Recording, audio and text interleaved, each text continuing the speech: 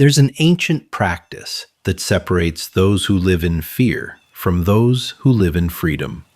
And today, you'll discover why most people spend their entire lives controlled by terror they never learned to face. Have you ever noticed how some people seem immune to fear? They take risks that would paralyze you. They have difficult conversations without hesitation. They face rejection like it's nothing. And you know what many people think? They're just naturally brave. They were born without fear. You've probably heard someone say this kind of thing. Many people use this excuse to accept their own paralysis. Some people think, I'm just an anxious person, so it's impossible for me to be fearless. And that's the biggest lie anyone can tell themselves. Now, do you know what people who seem fearless have in common? What they have is something you were never taught in school, in therapy, in any self-help book you've ever read. In ancient Tibet, there was a practice so powerful that it transformed terrified monks into warriors who could meditate in graveyards surrounded by corpses without flinching. This practice had nothing to do with courage or mental strength. It had everything to do with understanding that fear is not truth. It's just a sensation that loses all power when you stop running from it. They called this practice CHÖD, the cutting through. And when you understand how it works, you stop being that person who avoids everything that scares them. You become someone who runs toward fear until it dissolves. But it comes at a price. Learning this practice will require you to do the one thing you've been avoiding your entire life. Before I show you this complete system, I invite you to subscribe to the channel, like it below, and tell me in the comments, what's your biggest fear? The thing that controls your life? Feel free to comment. I love reading and interacting with you in the comments. Now, back to the video. The story I'm about to tell you happened to a woman named Emma. She was 28 years old, smart, capable, but she had one problem. She couldn't do anything that scared her, and everything scared her. She wasn't always like this. As a child, she was adventurous, curious, fearless in the way children are before the world teaches them to be afraid. But somewhere along the way, fear moved in and made itself at home. Social situations became uncomfortable. Then uncomfortable became terrifying. Then terrifying became impossible. By 28, Emma's world had shrunk to the size of her apartment.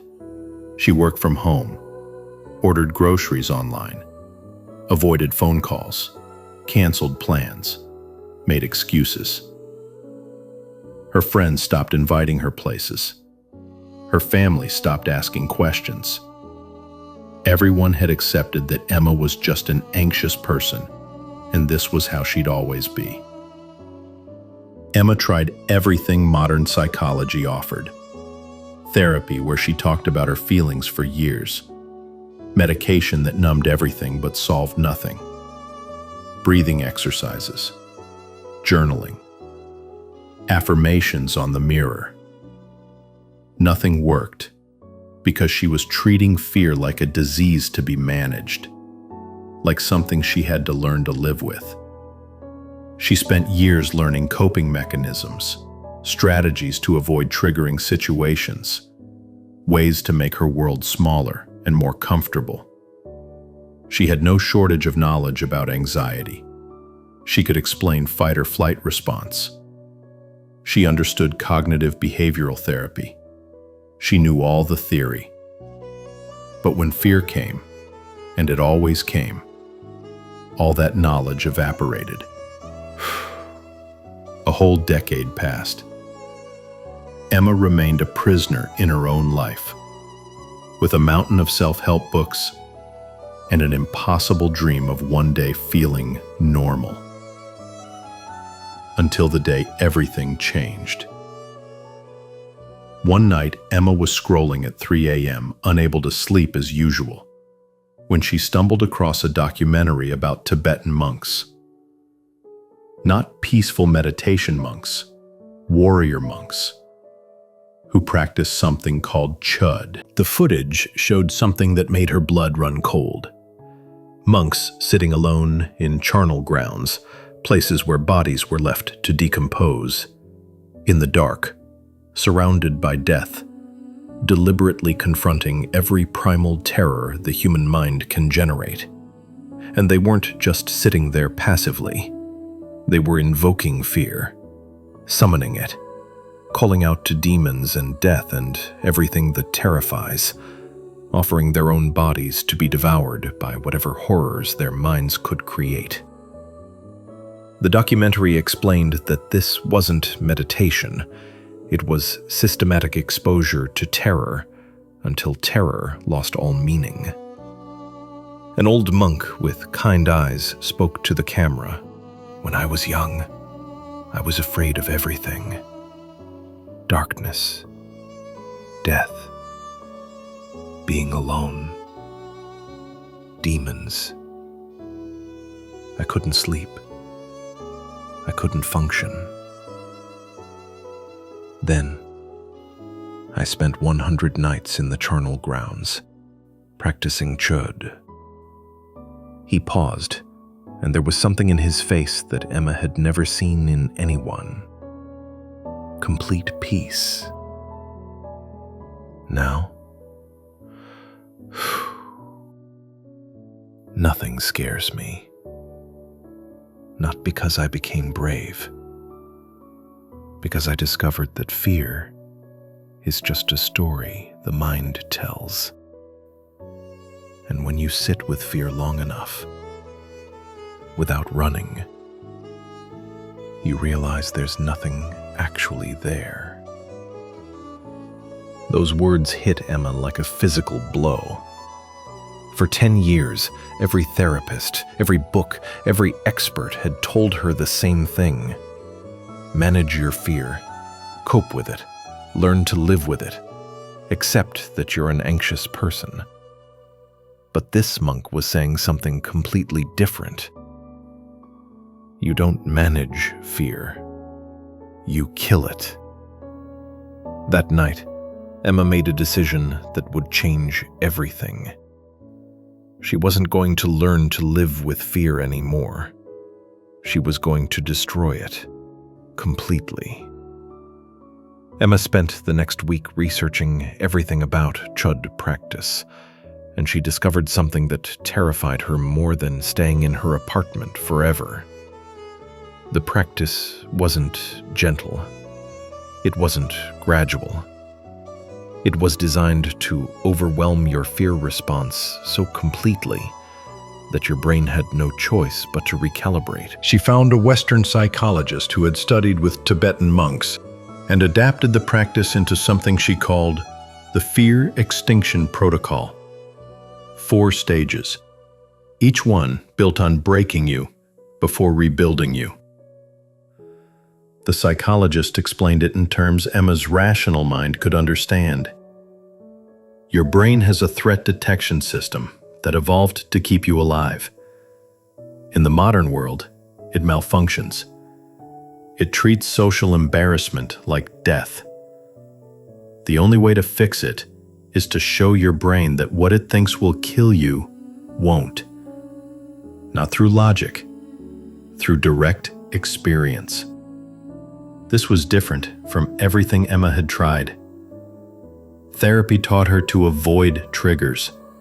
Medication dulled the feelings. CBT tried to reason with fear. This system did the opposite.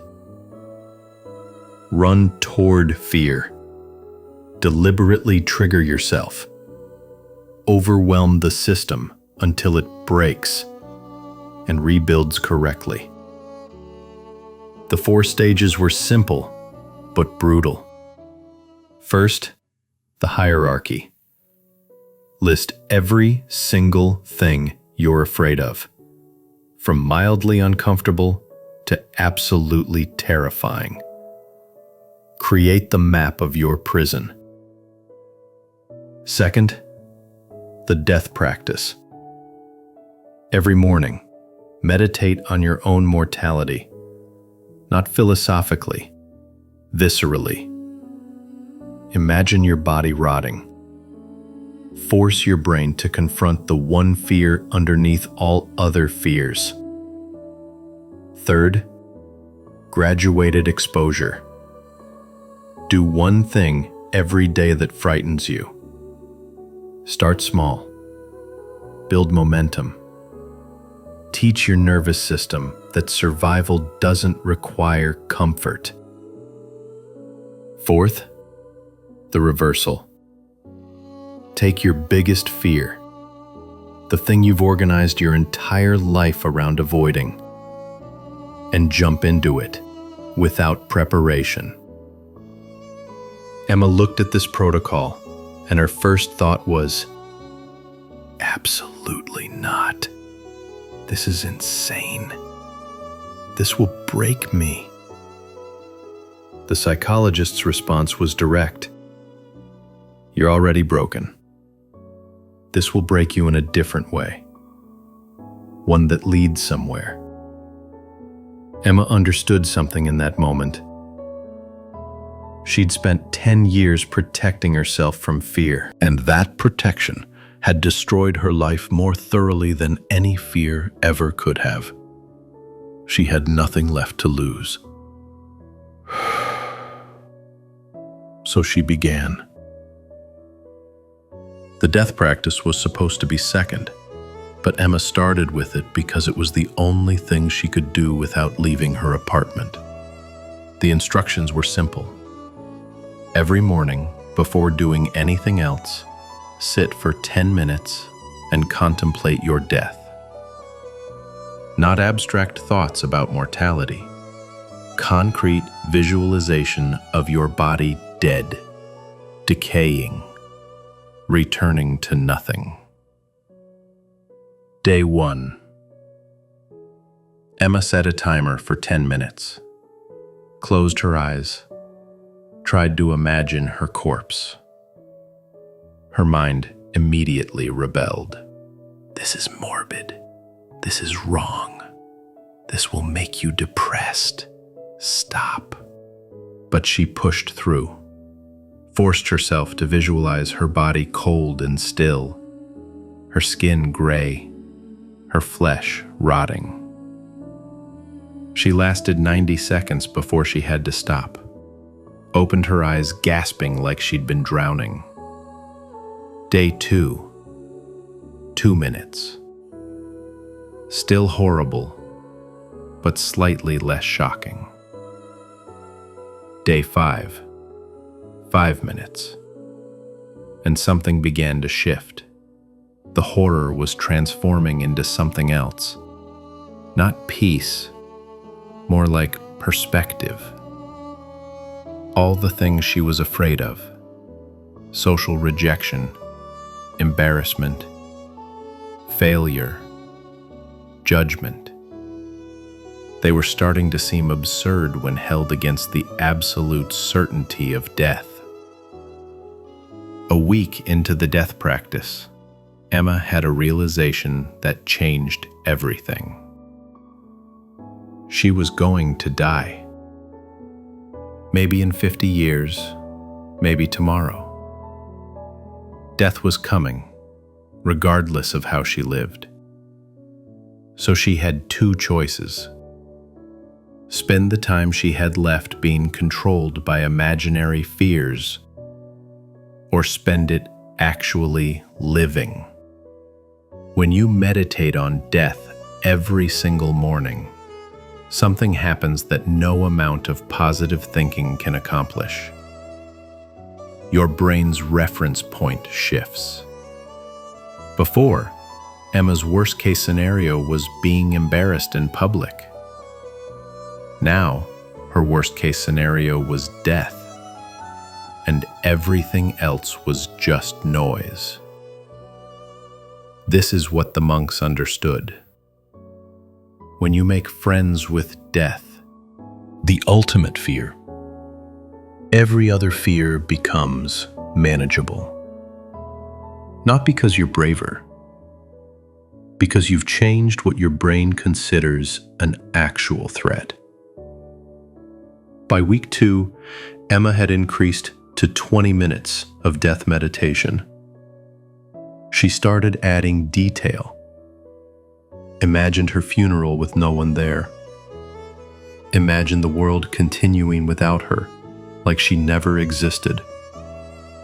Imagined the universe not caring that she was gone. It was brutal. But it was also liberating in a way she couldn't explain, because she realized that if she was going to die anyway, and be forgotten anyway, and none of it ultimately mattered anyway, then what exactly was she protecting herself from? 3 weeks into the death practice, Emma built her fear hierarchy. Everything that scared her listed and ranked from 1 to 10. Her 10s were paralyzing. Go to a party alone. Speak in public. Have a confrontation. Post her face online. Her 1s were still difficult. Make a phone call. Make eye contact with a stranger. Eat in a restaurant alone. The system was clear. Start with the 1s. Do 1 every day. When they stop being scary, move to the 2s. Gradually climb the ladder. But Emma was done with gradual. The death meditation had changed something fundamental in her. She'd spent 3 weeks contemplating her body rotting in the ground. Somehow, making a phone call didn't seem like the worst thing anymore. She decided to skip the ladder and jump straight to a 5. Go to a coffee shop. Order. Sit there alone for 30 minutes. Leave. The day came. Emma stood outside the coffee shop. Her heart was pounding so hard she could hear it. Her hands were shaking. Every cell in her body was screaming, "Run." But she'd spent 3 weeks watching herself decompose in her mind every morning. She knew what real danger was now, and a coffee shop wasn't it. She walked in. The door felt impossibly heavy. The room felt impossibly bright. Everyone seemed to be looking at her, though rationally she knew they weren't. She ordered. Her voice came out wrong, too quiet. The barista asked her to repeat it. Normally, this would have sent her into a spiral. Today, she just repeated it louder. She sat down, pulled out a book she'd brought as a shield, and waited. 5 minutes felt like an hour.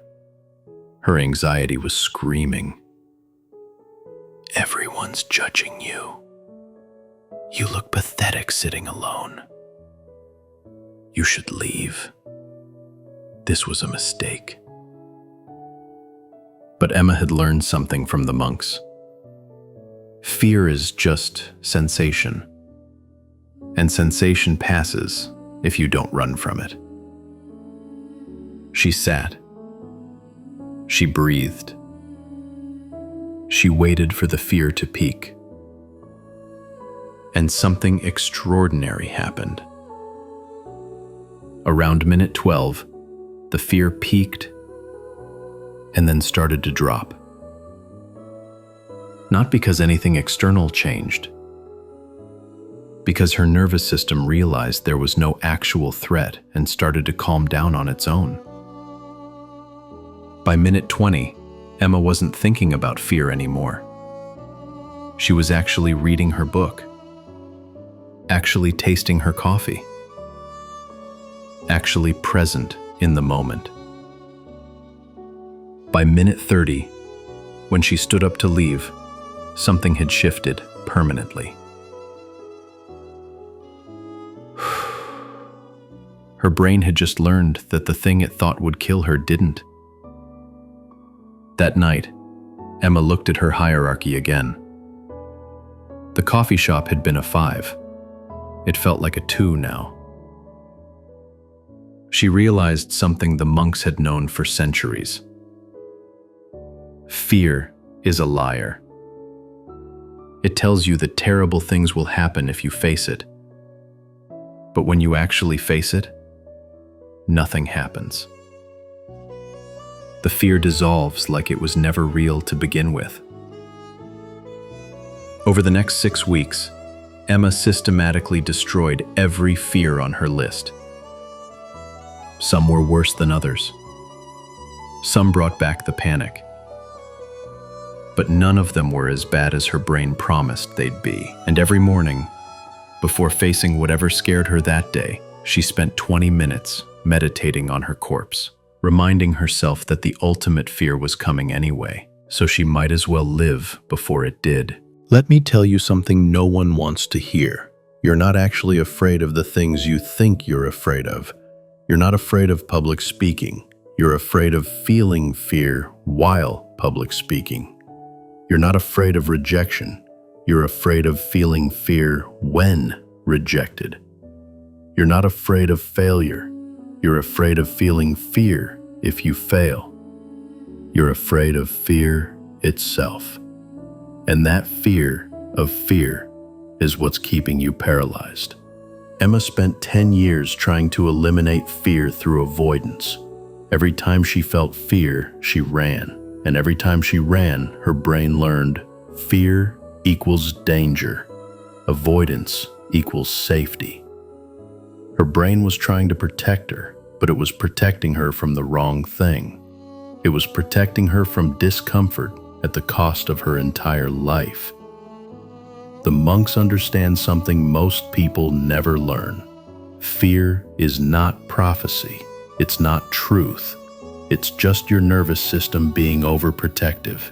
And the only way to recalibrate an overprotective nervous system is exposure, not gentle exposure, not gradual exposure, overwhelming exposure that forces your brain to update its threat assessment.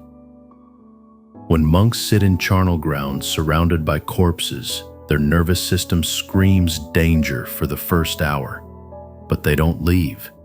They sit, and eventually their nervous system realizes nothing bad is actually happening and recalibrates. Do this enough times with enough different triggers, and your brain stops trusting fear as a reliable signal. It learns that fear doesn't mean danger. Fear just means unfamiliar. This is what Emma discovered. After 3 months of daily exposure, fear still came, but it didn't control her anymore. It was just sensation that would pass if she didn't run from it. She could feel anxious and still act, feel terrified and still speak, feel uncomfortable and still stay. That's not fearlessness. That's freedom. And freedom is better than fearlessness, because freedom is real, and fearlessness is a myth. The Tibetan monks sleep in graveyards to prove something to themselves, that the thing they fear most is just a natural process, not a threat, just reality.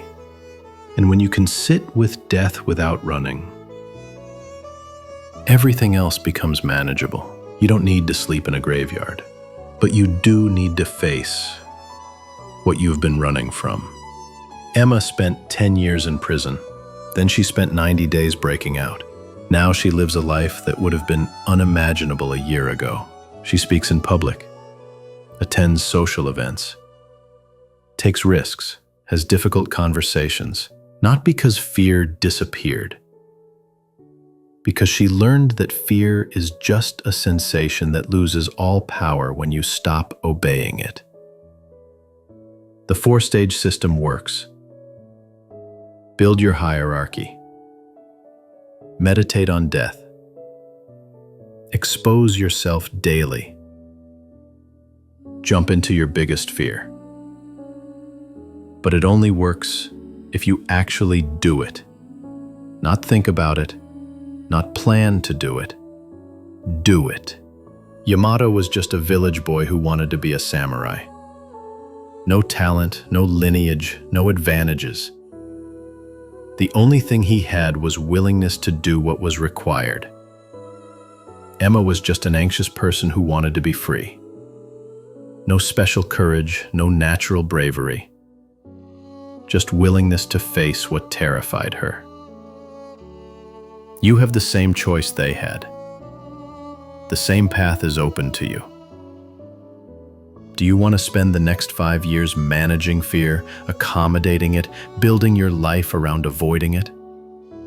5 years from now, still prisoner to the same terrors? Or would you rather pay the price of freedom and kill fear at its root? The path is simple. The path is brutal. The path works. If this video brought you new understanding about fear and freedom, I invite you again to subscribe to the channel now and activate the bell so you don't miss the next content. And tell me in the comments, what's the one fear you're going to face this week? Write it down. Make it real. If you've made it this far, thank you very much for your attention. You're one of the few who are truly willing to change, and that already separates you from 99% of people. Now, go ahead and get started. Face your fear, and years from now, you'll look back and won't believe you were the same person who let terror control your entire existence. Until the next video, and happy journey in your transformation.